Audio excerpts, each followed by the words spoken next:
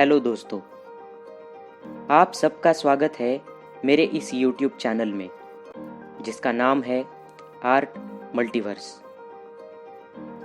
दोस्तों, अगर अभी तक आपने इस चैनल को सब्सक्राइब नहीं किया है तो जल्दी से इस चैनल को सब्सक्राइब कीजिए और वीडियोस के लिए। तो दोस्तों, शुरू करते हैं आज का वीडियो। आज हम जिस टॉपिक के बारे में बात करने वाले हैं उस टॉपिक का नाम है फिल्म एडिटिंग। फिल्म एडिटिंग एक ऐसा टॉपिक है जो कि बहुत सारे लोगों को बहुत मुश्किल लगता है, पर अगर कुछ चीज़ें ध्यान में रख के एडिटिंग की जाए तो आप एक परफेक्ट एडिट बन सकते हो। तो आज हम डिस्कस करने वाले हैं वॉल्टर मर्च द्वारा बताए गए 6 क्राइटेरियाज जो कि फिल्म एडिटिंग के लिए बहुत ज़्यादा ज़रूरी होते हैं। पर सबसे पहले हम वॉल्टर मर्च के बारे में जान लेते हैं। वॉल्टर मर्च एक Oscar award winning film editor है जिन्होंने कई सारी हॉलीवुड फिल्मों के लिए फिल्म एडिटिंग की है। उन्होंने अपने तजुर्बे से और अपनी स्टडी से 6 इम्पोर्टेंट क्राइटेरियाज बताए हैं जो कि फिल्म एडिटिंग के लिए बहुत ज़्यादा नेसेसरी होते हैं। ये क्राइटेरियाज उन्होंने अपनी किताब इन द ब्लिंक ऑफ आई इसमें बताए हैं जो कि आज हम डिस्कस करने वाले हैं। तो क्या है वो 6 क्राइटेरियाज? तो उसमें से पहला है इमोशन, दूसरा है स्टोरी, तीसरा क्राइटेरिया है रिदम, चौथा है आई ट्रेस, पांचवा जो क्राइटेरिया है वो है 2 डायमेंशनल प्लेन ऑफ स्क्रीन, मतलब जिसको हम 2D प्लेन ऑफ स्क्रीन भी कहते हैं, और छठा जो है वो है 3 डायमेंशनल स्पेस। तो ये सारे क्राइटेरियाज आज हम वन बाय वन देखते हैं। सबसे पहला जो क्राइटेरिया है वो है इमोशन, जो कि 50% से भी ज़्यादा आपकी फिल्म पे के ऊपर इफ़ेक्ट करता है। इससे आप अंदाज़ा लगा सकते हो कि इमोशन ये क्राइटेरिया कितना ज़्यादा इम्पोर्टेंट होता है। तो सबसे पहले जो है आपको खुद से सबसे पहला सवाल ये पूछना है कि जो भी एडिटिंग इफ़ेक्ट आप यूज़ करते हो, चाहे वो डिज़ॉल्व हो, फेड इन फेड आउट हो या कट हो, क्या वो आपके ऑडियंस के ऊपर इमोशनली एक प्रॉपर वे में इफ़ेक्ट करता है? देखिए, हर अलग एडिटिंग इफ़ेक्ट अलग इमोशनल टोन क्रिएट करता है और आपके फिल्म में उस प्रकार की इमोशनल वैल्यू ऐड करता है। तो आपके एडिटिंग इफ़ेक्ट्स का सिलेक्शन आपकी फिल्म के इमोशन से मैच होना चाहिए, तभी जो है एक सही इम्प्रेशन आपकी फिल्म में आपकी एडिटिंग के द्वारा क्रिएट होता है, एक सही इमोशन क्रिएट होता है।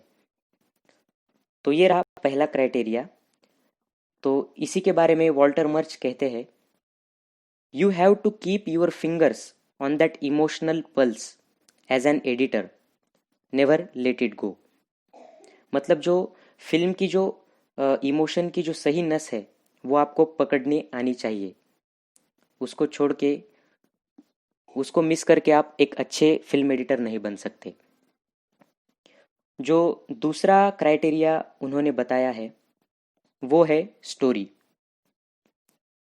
Advancing the story is very much important. जो भी एडिटिंग आप करते हो, क्या आप स्टोरी को माइंड में रख के करते हो?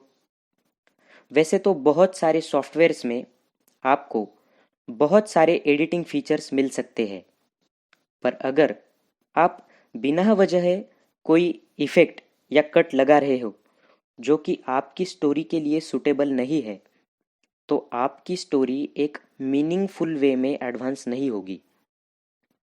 तो इसीलिए जो भी स्टोरी है वो आपको ध्यान में रख के आपको एडिटिंग करनी है। ये क्राइटेरिया भी बहुत ज़्यादा इम्पोर्टेंट है।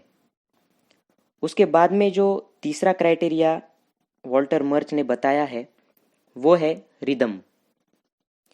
तो एज एन एडिटर, अगर आपने सही इमोशन वैल्यू ऐड की है और स्टोरी को एक मीनिंगफुल वे में एडवांस कर रहे हो, तो आपको रिदम भी सही रखना ज़रूरी है। हर एक फिल्म का एक रिदम होता है और वो रिदम बेस्ड होता है टाइमिंग के ऊपर। आप कौन सी फुटेज कौन सी टाइमिंग में जो है स्टार्ट करते हो और कौन सी फुटेज का ड्यूरेशन कितना रखते हो। अगर कोई फुटेज जो है बिना वजह आप उसका ड्यूरेशन ज़्यादा करते हो तो वो आपका जो रिदम है फिल्म का वो बिगड़ जाता है और आपकी जो फुटेज है आपकी जो फिल्म है वो लेंदी हो जाती है। तो इसीलिए आपको रिदम भी ध्यान में रखना बहुत ज़्यादा ज़रूरी है। समझो कोई सीन है और उस सीन में अगर आपका फुटेज और कोई म्यूज़िक अगर साथ साथ ऐड होने वाले हैं, बट अगर ऐड का म्यूज़िक और फुटेज स्टार्ट करते वक्त अगर कुछ सेकंड्स का या कुछ मिनी सेकंड्स का भी डिफरेंस आ जाए तो भी आपकी फिल्म का रिदम जो है वो बिगड़ जाता है और जो भी इम्पैक्ट आप क्रिएट करना चाहते हो आपकी एडिटिंग के थ्रू वो क्रिएट नहीं हो पाता। तो सिर्फ इमोशनली या स्टोरी वाइज ही नहीं, साथ साथ आपको रिदमिकली भी फिल्म परफेक्ट होनी चाहिए, इसका ध्यान रखना है। चौथा जो क्राइटेरिया है वो है आई ट्रेस। तो चाहे आप एडिटर हो या डायरेक्टर या फिर डीओपी, व्यूअर का अटेंशन ये आपकी सबसे पहली प्रायोरिटी होनी चाहिए। आई ट्रेस का मतलब होता है आप जो ऑडियंस को दिखाना चाहते हो वो उसको आप कंट्रोल करना। मतलब ऑडियंस क्या देखता है और कब देखता है इस चीज़ को कंट्रोल करना। मतलब हमें अनजाने में दर्शकों के नज़र को गाइड करना है कि किस वक्त आपको स्क्रीन पर कहाँ देखना है। तो इसके लिए आपको कौन से फुटेज के बाद कौन सा फुटेज लगाना है, तो ये इसका भी आपको नॉलेज होना चाहिए।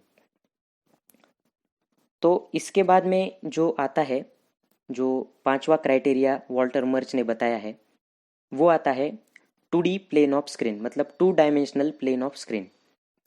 देखिए, स्क्रीन जो है प्लेन होती है और समझो कोई दो कैरेक्टर्स एक दूसरे से बात कर रहे हैं, तो पहले पर्सन की जो आई लाइन है वो दूसरे पर्सन की आई लाइन से मैच होनी चाहिए। मतलब हमारे पास दो अलग अलग फुटेजेस होते हैं। एक जो होता है एक अलग कैरेक्टर का जो फुटेज होता है और दूसरा अलग कैरेक्टर का। मतलब एक कैरेक्टर अगर बात कर रहा है तो दूसरे कैरेक्टर्स के फेशियल एक्सप्रेशंस का फुटेज हमें अकॉर्डिंग टू फर्स्ट कैरेक्टर के डायलॉग्स हमें वहाँ पे जो है इंसर्ट करना होता है।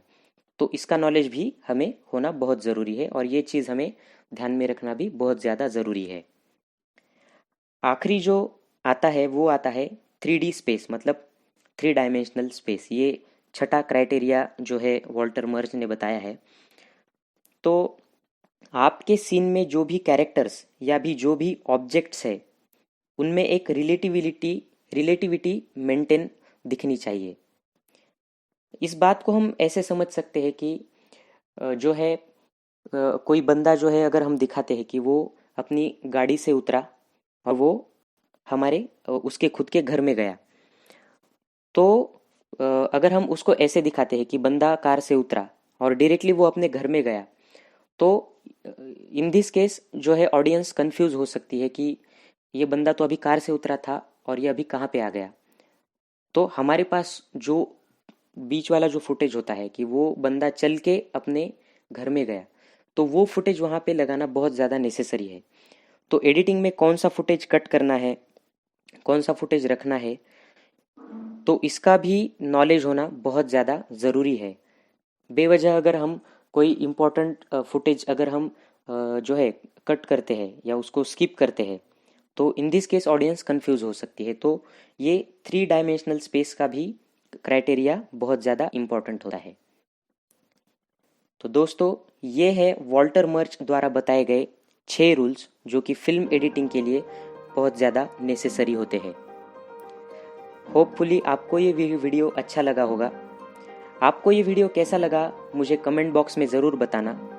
और अगर आपने अभी तक इस चैनल को सब्सक्राइब नहीं किया है जिसका नाम है आर्ट मल्टीवर्स, तो ऐसे बहुत सारे वीडियोस के लिए आप इस चैनल को ज़रूर सब्सक्राइब कीजिए और शेयर कीजिए।